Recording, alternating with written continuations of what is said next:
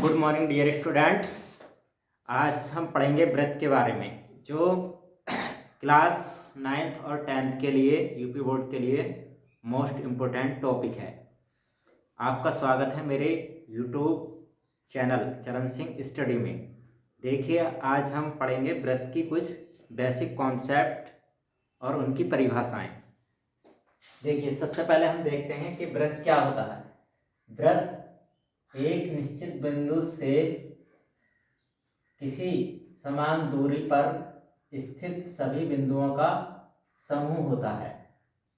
ठीक है, इसकी परिभाषा इस प्रकार है कि जितने भी सारे बिंदु होंगे वो एक निश्चित बिंदु से समान दूरी पर होंगे, चाहे वो ए हो, बी हो, सी हो, डी हो।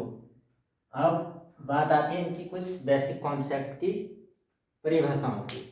सबसे पहले इसमें देखते हैं हम क्या होता है त्रिज्या। त्रिज्या क्या होती है? जो निश्चित बिंदु होता है उसे व्रत का क्या कहते हैं? केंद्र। जैसे इस व्रत में क्या है? ओ व्रत का केंद्र है। तो केंद्र यहां हम लिख सकते हैं केंद्र।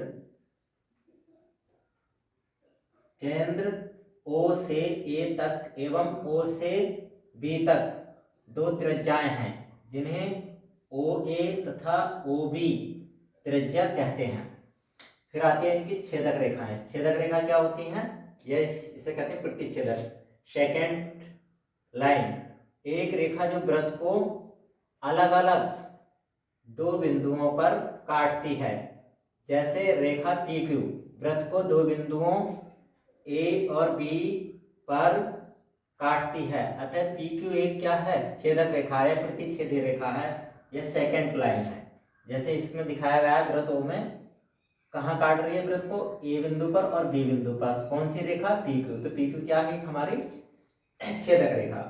अब आती है स्पर्श रेखा, जिसे इंग्लिश में कहते हैं टेंजेंट। जब कोई रेखा व्रत को केवल एक बिंदु पर स्पर्श करती है, काटती नहीं है बल्कि स्पर्श करती है, यानी टच करती है। जैसे रेखा ए बी व्रत ओ को पी बिंदु पर स्पर्श कर रही है, इसलिए रेखा ए बी एक क्या है? स्पर्श रेखा है। जैसे हमने इस व्रत में दिखाया भी है कि कहाँ टच करती है व्रत ओ को? पी बिंदु पर। कौन सी रेखा? A B. तो ए बी क्या है? हमारी स्पर्श रेखा। अप्रतिच्छेदित रेखा, नॉन इंटरसेक्टिंग रेखा। एक रेखा जो व्रत को न तो स्पर्श करती है और न ही व्रत को कहीं काटती है किसी भी बिंदु पर। जैसे व्रत ओ के लिए ओ के बाहर रेखा पी क्यू अप्रतिच्छेदित रेखा है, क्योंकि ये ना तो इस व्रत को ओ व्रत को ना तो टच करती है और ना ही कहीं काटती है। तो ये पी क्यू रेखा क्या कहलाएगी? इस व्रत की अप्रतिच्छेदित रेखा, नॉन इंटरसेक्टिंग लाइन। फिर आती है कोड, जिसे कहते हैं हम जीवा। जीवा क्या होती है? व्रत के किन्हीं भी दो बिंदुओं को मिलाने वाली रेखा को जीवा कहते हैं। जैसे व्रत ओ में ए बी एक जीवा है, इसके हमने कोई भी दो बिंदु ले लिए और बी, ए और बी, इन्हें मिलाने वाली रेखा ए बी क्या कहलाएगी? ये इस व्रत की जीवा। अब आता है व्यास। व्यास क्या है? व्यास भी एक जीवा ही होती है।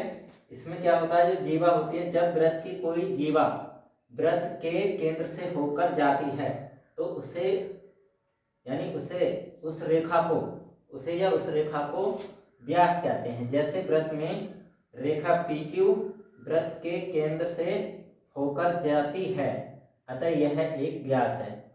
जैसे मान लो ये जीवा भी है और एक क्या है? व्यास भी है, लेकिन ये केंद्र से होने के जाने कारण ये क्या कहलाती है? व्रत की जीवा कहलाती है। Thank you guys. देखिए, अगर आपको वीडियो मेरा बहुत पसंद आया है या अच्छा लगा है थोड़ा भी, तो आप मेरे यूट्यूब चैनल को सब्सक्राइब करें और लाइक करें। Thank you.